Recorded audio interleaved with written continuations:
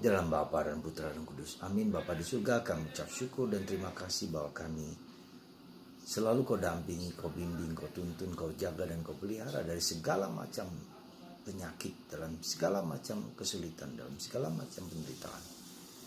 Bantu kami untuk tetap tabah dan mempersembahkan diri kami seluruhnya kepadamu. Terpujilah namamu kini sepanjang segala masa.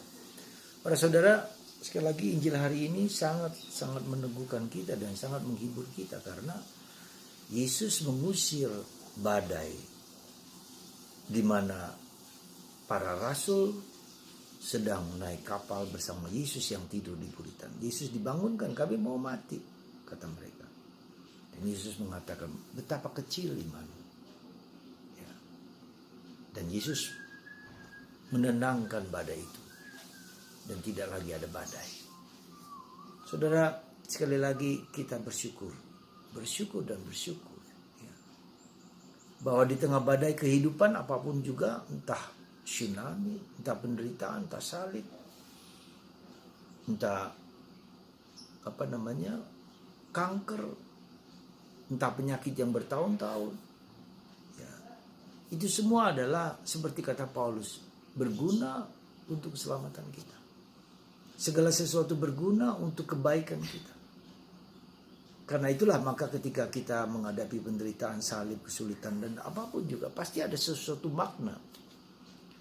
Pasti ada suatu sikap mendalam yang Tuhan mau sampaikan kepada kita. Dan seringkali justru karena kita takut. Justru karena kita merasa tidak berdaya. Ya. Dan kita merasa bahkan seringkali menuduh Tuhan. Tuhan tidur, Tuhan tidak peduli denganku. Aku menderita, aku kesulitan. Ya, jadi disitulah kita lihat bahwa betapa dalamnya, betapa kasihnya Tuhan. Dan betapa apapun juga yang kita alami, itu demi kebaikan kita. Maka sebelum kita mendapatkan makna dari penderitaan dan salib dan kesulitan kita itu berarti ada sesuatu yang belum kita tangkap, yang belum kita mengerti, yang belum kita sadari. Bahwa Tuhan pasti punya rencana yang indah bagi hidup kita. Apapun juga, sebesar apapun. Maka ceklah diri kita sendiri. Sejauh mana saya merasa bahwa penderitaan, salib, dan kesulitan itu punya makna bagiku. Ya, punya arti bagiku. Sehingga aku mau menderita dalam bahagia. Dengan bahagia. Ya. Seperti penderitaan Santo Titus Bransma ketika di Kamtanan Nasi. Ya, dia mengatakan, aku bahagia dalam derita. Dan penderitaan yang seperti ini tidak terjadi lagi karena Tuhan dirasakan sebagai yang paling dekat.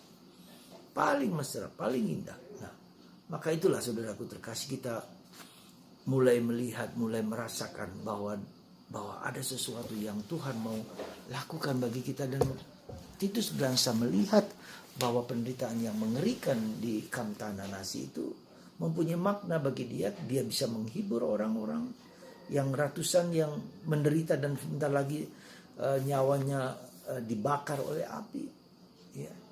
Dan dia mengalami itu. Tidak pernah dalam hidupku Tuhan begitu dekat kualami seperti dalam penderitaan ini.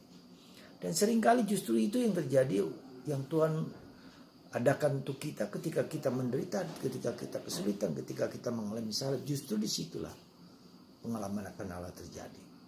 Semoga hari ini kita, Anda dan saya, ya, mengalami penderitaan itu dengan penuh kasih sayang. Aku bahagia dalam derita. Tidak seperti dalam bacaan pertama ketika Tuhan mengingatkan orang Sodom dan Gomora untuk bertobat, tetapi mereka tidak bertobat. Akhirnya badai belerang api menghancurkan desa itu dan menyelamatkan saudara Abraham, Lot.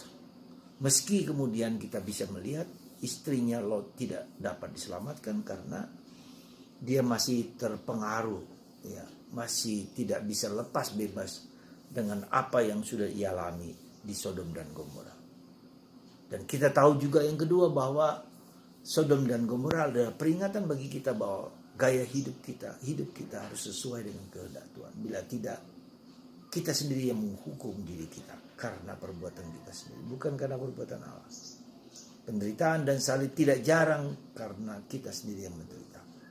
Semoga Tuhan memberkati kita semua dan mengajak kita untuk menjadi lebih baik dalam hidup kita dan sesuai hidup kita dengan hidup Tuhan dan kehendak-Nya. Semoga Tuhan memberkati Anda dan saya dan kita semua. Bapa, Putra,